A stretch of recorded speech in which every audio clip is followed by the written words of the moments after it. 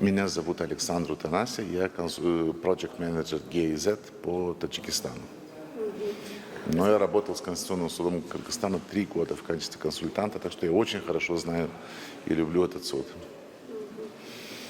Можете ли дать свою оценку Конституционному суду Кыргызстана, насколько она эффективна и ваша социальная? Конституционный суд Кыргызстана – это очень молодой суд, давайте так скажем. Хотя его история, в принципе, исчисляется более 30 лет, но о Конституционном суде конкретно можно говорить последние 1,5 года. Я хочу сказать, что динамика очень хорошая. Конституционный суд выносит очень хорошие решения, он выносит много решений. И это говорит о том, что перспективы развития конституционализма в Кыргызстане очень обнадеживающие. Во всем мире для чего нужны конституционные суды?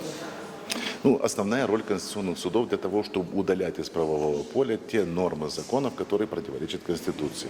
И мне кажется, что Конституционный суд Кыргызстана, он справляется с этой задачей.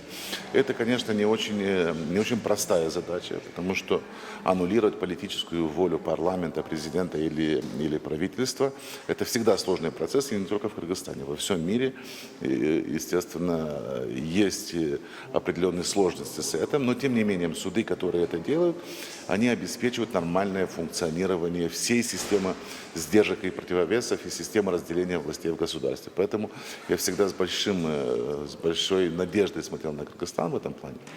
И результаты последнего года, я посмотрел по отчету за прошлый год, они обнадеживающие. Все, спасибо, пожалуйста. Я должен зайти в зал. Хорошо. Спасибо.